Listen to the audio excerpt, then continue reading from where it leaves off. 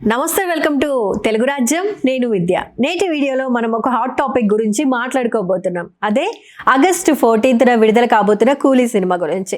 ఈ సినిమా గురించి సోషల్ మీడియాలో హైప్ చూస్తే టాలీవుడ్ వరకు సూపర్ స్టార్ రజనీకాంత్ గారి కన్నా నాగార్జున గారి ఇమేజ్ ఎక్కువగా మార్కెట్ అవుతున్నట్లు కనిపిస్తోంది. ఆ మధ్య వచ్చిన ఫ్రీ టీజర్లో రజనీ లుక్స్ కన్నా నాగార్జున గారు వెనక నుంచి జుట్టు సరిచేసుకునే ఒక్క షాట్ సోషల్ మీడియాని షేక్ చేసేసింది. అది చూసిన ఫ్యాన్స్ ఫిదా అయిపోయారు. కానీ అదే సమయంలో ఒక డౌట్, నాగ్ పాత్ర ఎలా ఉంటుంది? హీరోనా, విలనా? ఈ సస్పెన్స్కి నాగార్జున గారే స్వయంగా చెక్ పెట్టేశారు. ఇప్పుడు ఆ వివరాలేంటో తెలుసుకుందాం. ముందుగా కూలీ సినిమా గురించి క్లుప్తంగా చెప్పాలంటే దీని దర్శకుడు లోకేష్ కనగరాజ్ తెరకెక్కిస్తున్నారు. లోకేష్ గారంటే విక్రమ్, ఖైదీ లాంటి సినిమాలతో తన సత్తా చూపించిన డైరెక్టర్. ఇప్పుడు రజనీకాంత్ గారితో కలిసి ఈ ప్రాజెక్ట్ చేస్తుండగా నాగార్జున గారు కూడా కీలక పాత్రలో జాయిన్ అయ్యారు. అయితే నాగ్ పాత్ర గురించి ఇప్పటిదాకా క్లారిటీ లేకపోవడంతో ఫ్యాన్స్ లో అనుమానాలు తలెత్తుతున్నాయి. కానీ ఒక ఇంగ్లీష్ ఇంటర్వ్యూలో నాగార్జున గారు బాంబ్ డ్రాప్ చేశారు. కూలీలో తాను విలన్ గా కనిపించబోతున్నానని కన్ఫర్మ్ చేసేశారు.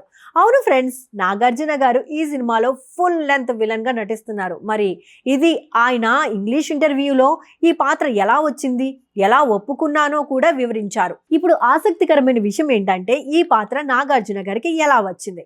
లోకేష్ కనగరాజ్ గారు మొదటిసారి నాగార్జున గారిని కలిసినప్పుడు స్ట్రైట్ గా అడిగారట, మీరు విలన్ పాత్ర చేయడానికి ఆసక్తిగా ఉన్నారా, లేకపోతే ఒక కప్పు టీ తాగేసి వెళ్తాము అని. దీనికి నాగ్ సూపర్ కూల్ గా ఎలాంటి హద్దులు ఏమీ లేవు, కానీ ముందు స్క్రిప్ట్ విన్నాక డిసైడ్ చేస్తాను అని చెప్పారట. ఆ తరువాత మొదటి నరేషన్లోనే కథ విపరీతంగా నచ్చేసింది. అలా 5-6 సార్లు ఇద్దరు డిస్కస్ చేసుకున్నాక క్యారెక్టర్ పర్ఫెక్ట్ గా కుదిరిందని నాగార్జున గారికి నమ్మకం కలిగాక గ్రీన్ సిగ్నల్ ఇచ్చేశారు. అలా రజనీకాంత్, నాగార్జున కలయికకు లోకేష్ గారు శ్రీకారం చుట్టారు.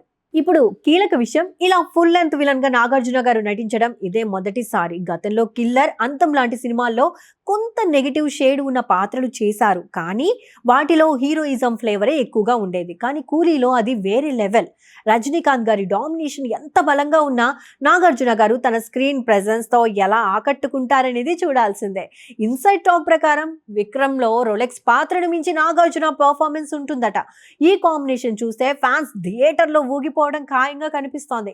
చివరిగా జూన్ 20న విడుదల కాబోతున్న కుబేరా సినిమా ప్రమోషన్ లో భాగంగా నాగార్జున గారు ఈ విషయాలన్నీ పంచుకున్నారు. కాబట్టి కూలీతో పాటు కుబేరా కూడా నాగ్ ఫ్యాన్స్ కి డబుల్ ధమాకా అన్నమాట.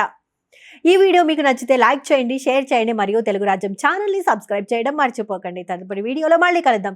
సైనింగ్ ఆఫ్ విద్య.